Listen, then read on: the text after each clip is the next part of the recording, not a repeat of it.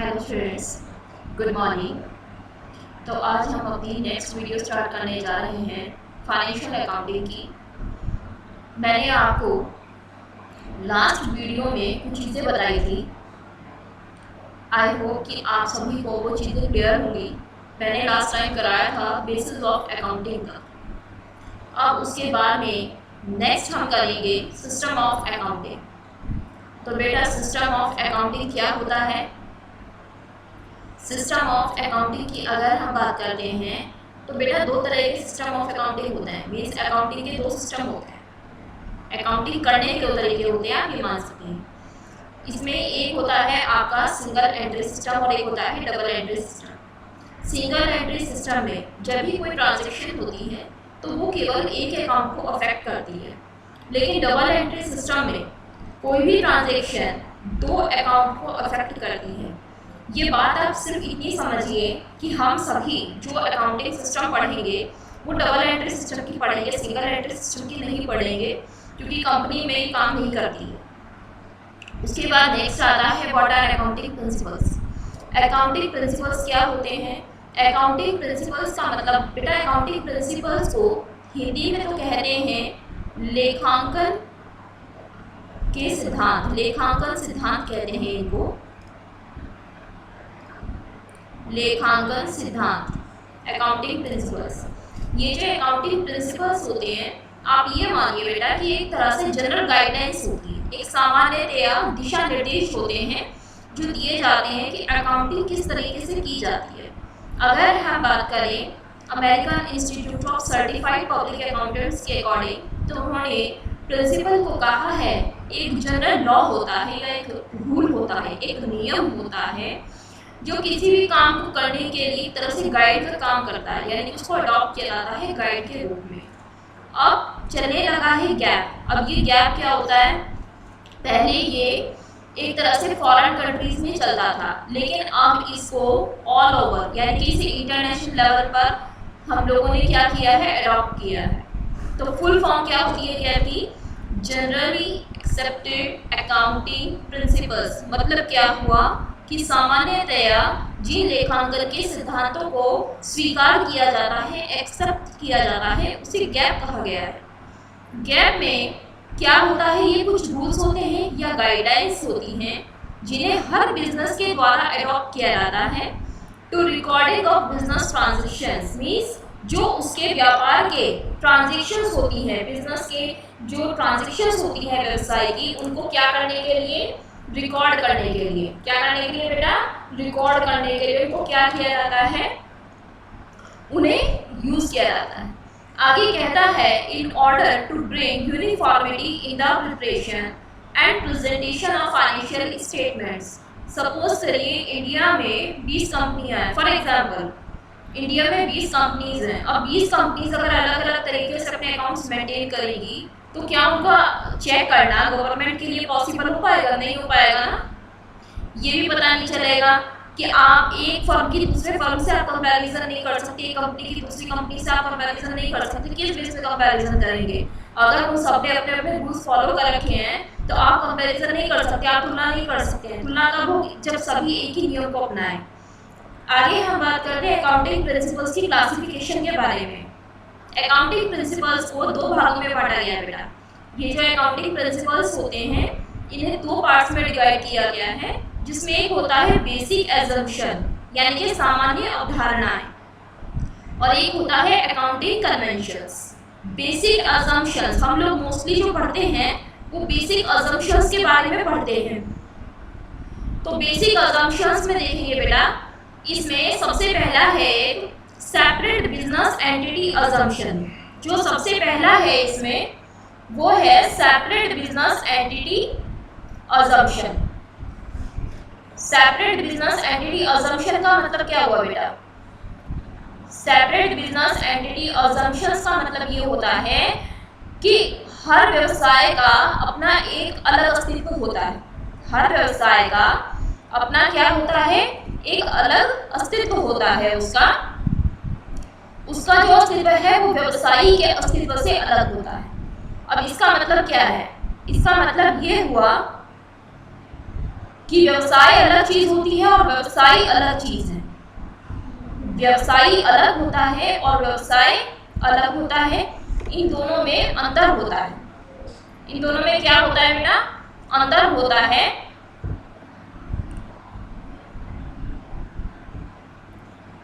आगे हम चलते हैं गोइंग कंसर्न assumption, यानी कि ये वैसे मैंने आपको पढ़ाए हुए हैं लेकिन फिर भी मैं एक बार आपको assumptions पढ़ा रही हूँ। सेपरेट बिजनेस एंटिटी हो गया। सेपरेट बिजनेस एंटिटी मीन्स व्यवसाय का अस्तित्व अलग होता है। मेंबर आते हैं जाते हैं, कंपनी पे कोई इफेक्ट नहीं पड़ता, कंपनी चलती रहती है। गोइंग कॉन्सेप्ट assumption होती है। मनी मेजरमेंट assumption होती है, किसी मुद्रा में मापना जरूरी होता है। कोस्ट प्रिंसिपल होती है, जो भी अकाउंट्स मेंटेन होते हैं वो कोस्ट पे होते हैं। यानी कि अगर आप एसेट्स रख रहे हैं, लायबिलिटीज रख रहे हैं, तो एसेट्स जिसमें आप खरीदते हैं तो वो कोस्ट ही ली जाती है। अकाउंटिंग पीरियड assumption होता है। अकाउंटिंग पीरियड assumption एक अकाउंटिंग पीरियड होता है बेटा। अकाउंटिंग पीरियड मतलब हम ये मानते हैं जैसे 1 अप्रैल से 31 मार्च तक का, कुछ लोग 1 जनवरी से 31 दिसंबर तक का मानते हैं, ये अकाउंटिंग पीरियड होता है। एक होता है dual aspect assumption। Dual aspect में क्या होता है कि एक ट्रांजैक्शन 2 अकाउंट को अफेक्ट करता है, तो ये ड्यूअल एस्पेक्ट होता है। रिवेन्यू रिकॉग्निशन प्रिंसिपल होता है। रिवेन्यू रिकॉग्निशन प्रिंसिपल में क्या होता है कि इसमें आप रिवेन्यू को आइडेंटिफाई करते हैं। कोई सा रिवेन्यू ऐसा हो सकता है जो कैपिटल नेचर का हो, कोई रिवेन्यू ऐसा हो सकता है जो आपका रिकरिंग नेचर का हो, मीन्स बार बार होने वाला होता है। कैपिटल नेचर का नहीं होता, रिवेन्यू नेचर का होता है एक तरह से। आगे है verifiability and objectivity of evidence principle. इसमें क्या है, कोई भी सिद्धांत होता है तो उसको एविडेंस के तौर पे उसको वेरीफाई करना जरूरी होता है। फुल डिस्क्लोजर प्रिंसिपल होता है। अगर कोई चीज ऐसी है जो आप अपनी फाइनेंशियल अकाउंट्स में आपको शो करना जरूरी है, आपको लिखना ही पड़ेगा, भले ही उसको आप ऐड ना करें चीजों में, लेकिन तब भी आपको उसे क्या करना पड़ेगा, डिस्क्लोज करना पड़ेगा। आगे है मैचिंग प्रिंसिपल। मैचिंग प्रिंसिपल में क्या होता है कि आपको अपने जो नियम बनाने हैं वो नियम आप अपनी तरफ से नहीं बना सकते, आपको जो गैप है उसको फॉलो करना पड़ेगा ताकि क्या हो सके, मैच हो सके, यानी कि आप दूसरे फॉर्म से क्या कर सके, कंपैरिजन कर सके एक तरह से। Accounting conventions. अकाउंटिंग कन्वेंशंस जो होता है बेटा, इसमें क्या होता है, देखो कन्वेंशन ऑफ कंसिस्टेंसी। सबसे पहले हम बात करते हैं कंसिस्टेंसी, यानी कि स्थिरता होनी चाहिए। स्थिरता से मीन्स क्या हुआ यहाँ पर कि हर साल आपको अपने जो अकाउंटिंग मेथड है उनको चेंज नहीं करना है। आपने एक बार जिस अकाउंटिंग मेथड को अडॉप्ट कर लिया, आपको हमेशा उसी अकाउंटिंग मेथड को अडॉप्ट ही करके चलना है। आप ये उसको बार बार चेंज करेंगे, ऐसा नहीं हो सकता। आगे है convention of conservatism. Convention of conservatism क्या होता है? According to this principle, when an accountant records business transactions in the books of accounts, then इस सिद्धांत के अनुसार क्या होता है बेटा, जब कोई अकाउंटेंट बिजनेस ट्रांजैक्शंस को, व्यवसाय के जो ट्रांजैक्शंस जो लेन देन होते हैं, जब उनको अकाउंट्स की बुक में क्या करता है, रिकॉर्ड करता है। क्या करता है, उनको रिकॉर्ड करता है। तो उस कंडीशन में he should take all prospective losses into accounts and should leave all anticipated profits। बेटा ये एक रूढ़िवादी धारणा है आज भी कि भविष्य के लाभों के लिए कोई भी प्रावधान करके मत चलिए। ये मत मान के चलिए कि भविष्य में आपको लाभ होंगे, लेकिन भविष्य की जो होने वाली हानियां हैं उनका प्रावधान पहले से करके चलिए। मीन्स जो भविष्य में होने वाले लाभ है उनको छोड़ दीजिए, प्रावधान के लिए करके चलना है जो भविष्य में हानि हो सकती है।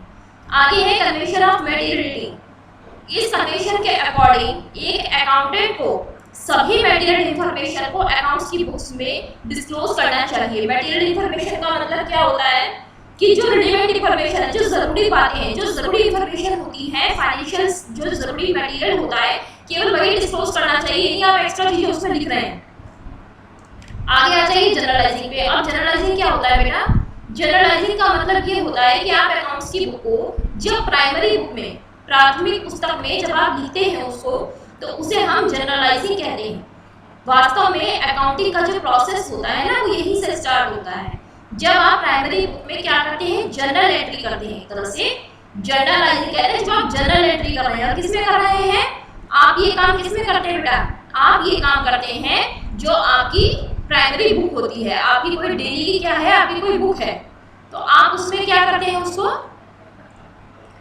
उसमें आप इसको जनरलाइज करते हैं। Is that clear? अब नेक्स्ट पे आते हैं, जो चीज मैं समझाना चाह रही थी आपको। अब देखिए बेटा, सबसे आज हम स्टार्ट करेंगे चैप्टर 2। यहां से आपके न्यूमेरिकल स्टार्ट हो जाएंगे। चैप्टर 2,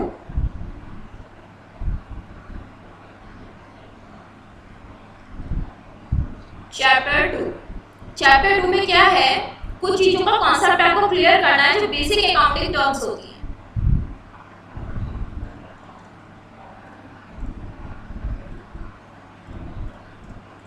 जो बेसिक अकाउंटिंग टर्म्स हैं उन चीजों को एक्सप्लेन करना है। आज से मैं काम स्टार्ट कर रही हूँ। न्यूमेरिकल का ध्यान रखेंगे आप सभी।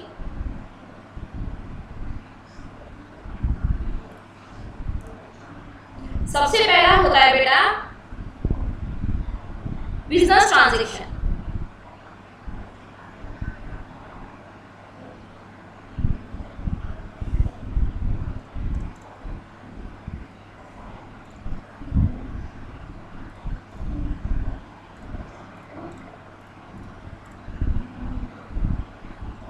क्या होता है बिजनेस ट्रांजैक्शन? बिजनेस ट्रांजैक्शन यानी कि व्यवसायिक लेन देन।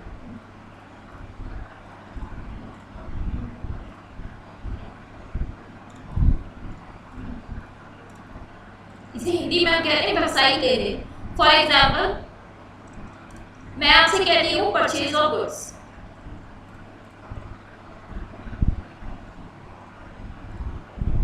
Purchase of goods. मैंने आपसे कहा है सेल्स ऑफ गुड्स। मैंने आपसे कहा है फर्नीचर परचेज।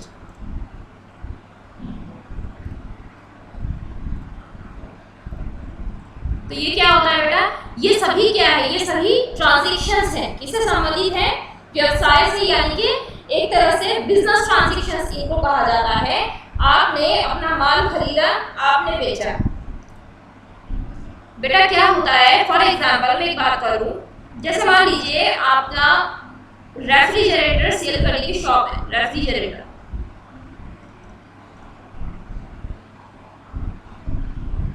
आप रेफ्रिजरेटर सेल करते हैं, तो आपके लिए तो माल हो गया, आपके लिए संपत्ति नहीं है, आपके लिए एसेट नहीं है, आपके लिए क्या है, ये आपके लिए माल है, या आपके लिए गुड्स हो गया।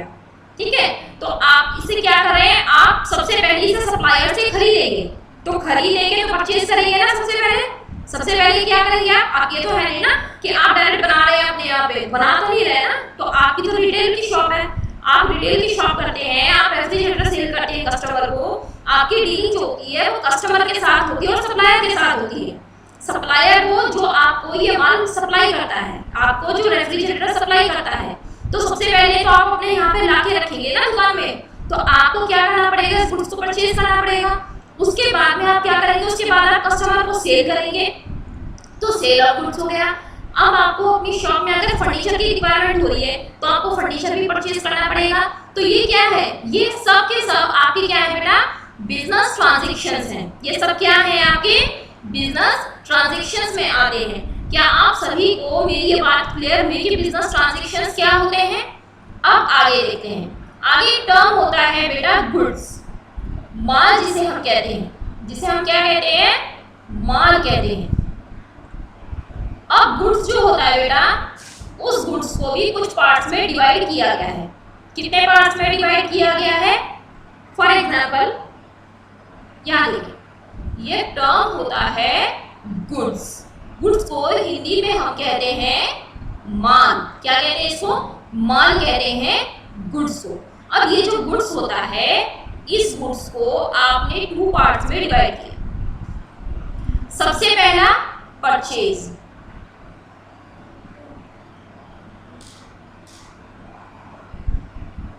एक होता है सेल्स। वैसे तो इसे 4 पार्ट्स में डिवाइड करते हैं, चलिए मैं आपको 4 के 4 में करा दूंगी। नेक्स्ट है परचेज रिटर्न, और लास्ट होता है आपका सेल्स रिटर्न।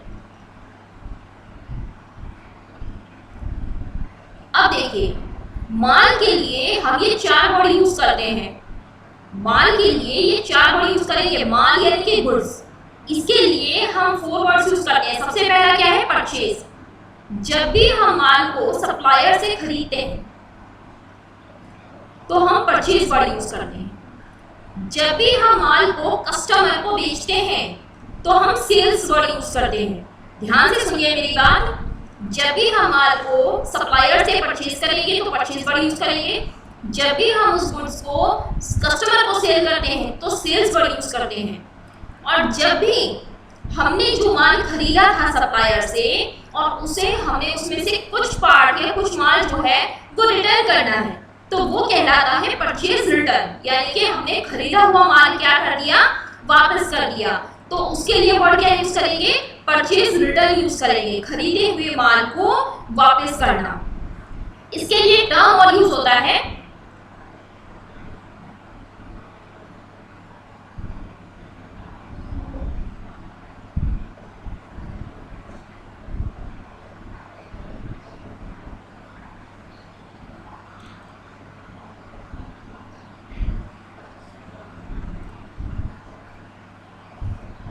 गुड्स आउटवर्ड और इसके लिए यूज होता है गुड्स इनवर्ड। ये इनवर्ड कैसे यूज हुआ बेटा? इनवर्ड का मतलब क्या हुआ, आपने कस्टमर को माल बेच दिया। अब कस्टमर के यहाँ पे मान लीजिए उस माल में कोई प्रॉब्लम हो गई तो वो क्या कर गया, वो रिटर्न कर गया।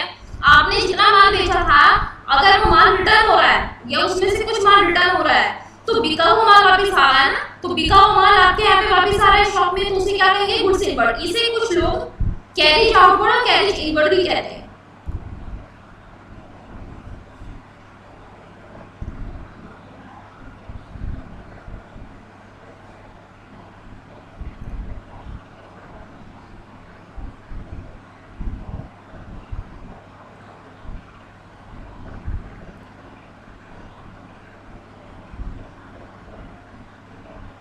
क्लियर हो गया?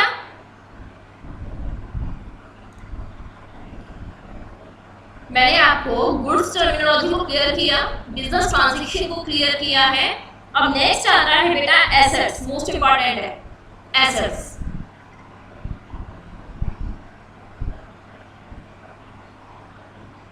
बेटा एसेट्स को 2 पार्ट्स में डिवाइड किया गया। एक होती है आपकी फिक्स्ड एसेट्स, सबसे पहले आपकी होती है फिक्स्ड एसेट्स, उसके बाद होती है आपकी करंट एसेट्स। फिक्स्ड एसेट्स को नॉन करंट एसेट्स के नाम से भी जाना जाता है, नॉन करंट एसेट्स के नाम से भी जाना जाता है। Is that clear? Fixed assets and current assets. अब बात यह है कि फिक्स्ड एसेट्स कौन सी होती हैं और करंट एसेट्स कौन सी होती हैं, तो ध्यान से सुनिए बेटा। करंट एसेट्स तो वो होती हैं जिनका पेमेंट आपको 1 साल के अंदर अंदर मिलना होता है, जिनका पेमेंट आपको 1 साल के अंदर अंदर मिलना होता है। जिनका पेमेंट 1 साल के अंदर मिलना होता है।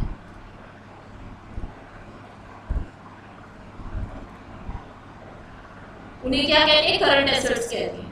और फिक्स्ड एसेट्स या फिर नॉन करंट एसेट्स किसे कहते हैं, जो आपकी लॉन्ग टर्म होती हैं,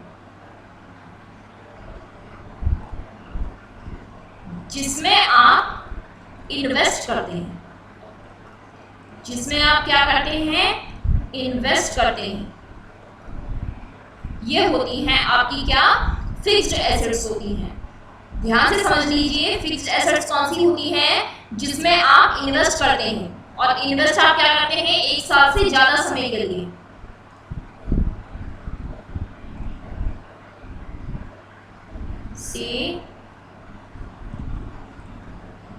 ज्यादा समय के लिए।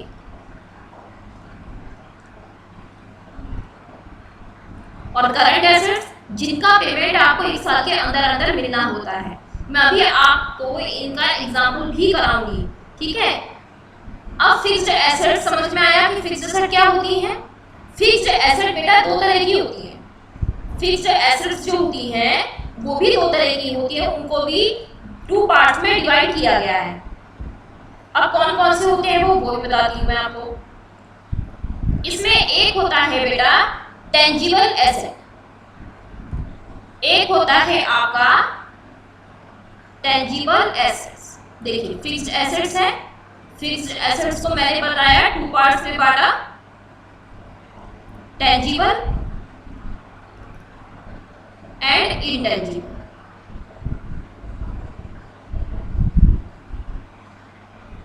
टेंजिबल कौन सी होती है? टेंजिबल का मतलब ये होता है जिसे आप देख सकते हैं, जिसे आप टच कर सकते हैं। For example building, land,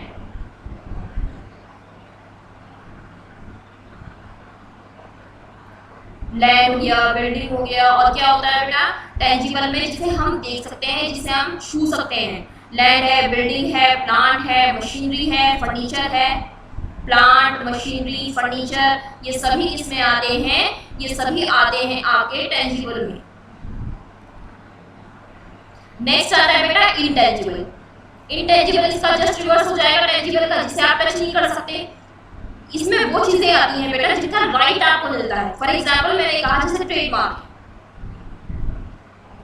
trademark. इसी तरह से ट्रेडमार्क के बाद पेटेंट है। ये सभी टर्म आप आगे पढ़ेंगे। ट्रेडमार्क है, पेटेंट है, कॉपीराइट है, ये सभी क्या होते हैं आपके? ये सभी आपके इंटेंजिबल में आते हैं। इन्वेस्टमेंट है, आपने इन्वेस्ट कर दिया, इन्वेस्टमेंट है, ये सभी आपकी किसमें आते हैं? इंटेंजिबल में आते हैं। ये बात समझ में आ गई एसेट्स के बारे में। अब मैंने आपको बताया था कि मैं आपको करंट जो एसेट्स होती हैं, करंट एसेट्स का भी एग्जांपल बताऊंगी। करंट एसेट्स में आते हैं बेटा जैसे क्लोजिंग स्टॉक, एक टर्म होता है क्लोजिंग स्टॉक।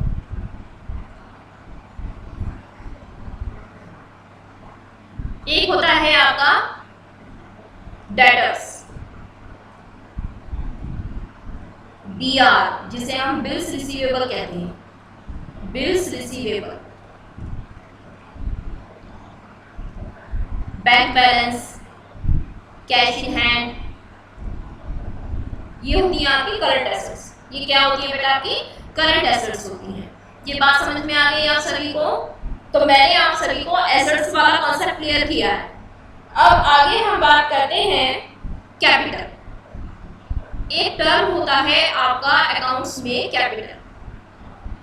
कैपिटल को हिंदी में कहते हैं पूंजी। क्या कहते हैं? कैपिटल को हिंदी में पूंजी कहते हैं। ठीक है, अब पूंजी में देखिए पूंजी क्या होती है बेटा? आप सभी को पता होगा, पूंजी आप सभी सुनते होंगे। पूंजी यानी कि जैसे हम कोई बिजनेस स्टार्ट करते हैं, तो जब भी हम कोई बिजनेस स्टार्ट करते हैं तो उसे स्टार्ट करने में हम जो इकट्ठा एक पैसा लगाते हैं, मोटी अमाउंट जो हम लगाते हैं, हम कहते हैं ना कोई बिजनेस स्टार्ट करें तो स्टार्टिंग में पैसे की जरूरत होती है। वो जो स्टार्टिंग में पैसा हम लगाते हैं वो क्या होता है? वो कैपिटल होती है, वो पूंजी होती है। क्या होती है बेटा? कैपिटल होती है। क्लियर हो गई ये बात? उसके बाद नेक्स्ट आ जाइए, गुड्स में आपको करा चुकी हूँ, नेक्स्ट है सेल्स।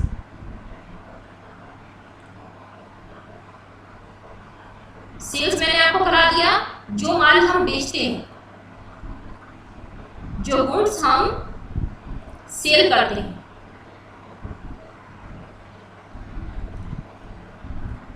वो होता है सेल्स। नेक्स्ट होता है बेटा सेल्स रिटर्न।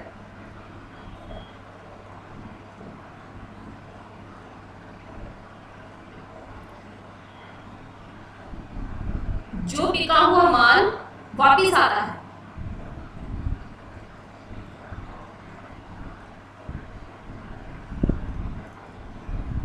वापिस आता है, उसे हम कहते हैं सेल्स रिटर्न। नेक्स्ट होता है बेटा ट्रेड रिसीवेबल।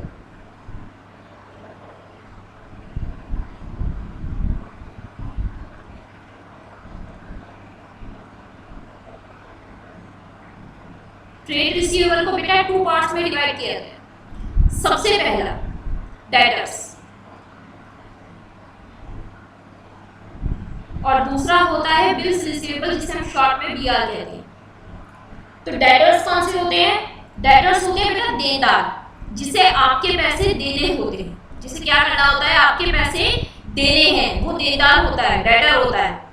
और बीआर जो आपने किसी के ऊपर अगर बिल लिख रखा है, कई बार ऐसा होता है बेटा, मैंने आपको बताया भी था जब मैंने ऊपर कराया था, सबसे पहले एक स्लाइड थी जिसमें मैंने आपको बताया था कि हम लोग जो अकाउंटिंग करते हैं वो कैश बेसिस पे भी करते हैं और क्रेडिट बेसिस पे भी अकाउंटिंग करते हैं एक्रूअल बेसिस पर और कैश बेसिस पे। हम लोग जो फॉलो करते हैं वो करते हैं एक्रूअल बेसिस पर अकाउंटिंग। एक्रूअल बेसिस में क्या होता है कि जो भी ट्रांजैक्शन हमारी कैश में होती हैं उनको तो हम रिकॉर्ड करते ही हैं, साथ ही साथ जो हमारी क्रेडिट ट्रांजैक्शन होती है, जो उधार होती हैं, जैसे हमने उधार माल बेचा है या खरीदा है तो उसको भी हम रिकॉर्ड करते हैं। कई बार ऐसा होता है, सपोज करिए कि आपकी शॉप पे आपका एक दोस्त आता है, आपसे वो कहता है कि हमें कूलर खरीदना है। अब हमें कूलर खरीदना है, लेकिन वो जो बंदा कूलर लेता है तो कूलर उसने 50,000 का सिलेक्ट किया। फॉर एग्जांपल उसने 50,000 का पसंद आया, उसने 50,000 का कूलर ले लिया। उसने कहा कि भैया मैं तुम्हें पेमेंट दूंगा 1 हफ्ते के बाद, ठीक। अब ये बताइए कि आप उस पर ट्रस्ट कर लें कि भैया ठीक है तुम्हें 1 हफ्ते के बाद पेमेंट कर लेना, या फिर क्योंकि आप एक बिजनेसमैन हैं तो आप क्या चाहेंगे कि आप वो कुछ आपको रिटर्न में ये चीज़ें, क्योंकि मान लीजिए इन केस अगर उसने 1 हफ्ते के बाद आपका पेमेंट नहीं किया तो फिर आप कहाँ पे उसकी कंप्लेन कर सकते हैं, क्योंकि आपके पास तो कोई प्रूफ ही नहीं होगा, है ना। तो उस कंडीशन में आप क्या करेंगे, आप कहेंगे कि भैया ठीक है एक काम करते हैं, मैं एक बिल बना के देता हूँ, आप उस बिल पे साइन कर दो। तो उसमें क्या होगा, आप उसको एक बिल बना के देंगे और उस बिल पे उस बंदे के साइन करवाएंगे जिसे आपने उधार माल बेचा है। तो वो बिल लेकर आप अपने पास रख लेंगे, आपके लिए वो हो जाएगा बिल्स रिसीवेबल, और जिसे पेमेंट करना है उसके लिए वो हो जाएगा बिल्स पेबल, यानी कि उसे आपका पैसा चुकाना है और आपको उस बिल का पैसा उससे लेना है। तो ये जो बीआर होता है बेटा, ये बीआर बिल्स रिसीवेबल को हम शॉर्ट में बीआर लिख देते हैं। तो ये जो बिल्स रिसीवेबल होता है इसका पैसा हमें 1 साल के अंदर अंदर मिलना होता है, इसीलिए हम इसको करंट एसेट में इंक्लूड करते हैं। किस में इंक्लूड करते हैं, करंट एसेट्स में। मैंने अभी आपको ऊपर करंट एसेट के एग्जांपल लिखवाए थे जिसमें मैंने डेटर और बिल्स रिसीवेबल भी लिखवाए थे आपको। डेटर्स और बिल्स रिसीवेबल दोनों को मिलाकर ट्रेड रिसीवेबल कहा जाता है, क्योंकि ये व्यापार से संबंधित होते हैं, यानी कि जिस चीज का बिजनेस करते हैं ना केवल उसी से संबंधित होते हैं, आपके माल से संबंधित होते हैं ये। तो डेटर्स तो हो गए, डेटर हो गया। अब जैसे वो बंदा था जो आपसे क्या करने आया था, उधार माल खरीदने आया था, तो वो आपका क्या बन गया, देनदार बन गया, वो आपका डेटर बन गया, क्लियर। और वो जो बिल है वो बिल उसके लिए क्या है, बिल्स पेबल, और आपके लिए क्या है, बिल्स रिसीवेबल, क्योंकि आपको उस बिल का पैसा मिलना है और उसे उस बिल का पैसा पेमेंट करना है। डेटर समझ में आ गया, डेटर्स का कॉन्सेप्ट, और बिल्स का रिसीवेबल का कॉन्सेप्ट क्लियर हो गया। चलिए आज बेटा हम इतना ही रखते हैं क्योंकि फिर काफी ज्यादा हो जाएगा। तो पहले आप इन्हीं टर्म्स को क्या करेंगे, इन्हीं टर्म्स को आप सबसे पहले क्लियर करिए। Okay, is that clear? Okay बेटा, थैंक यू।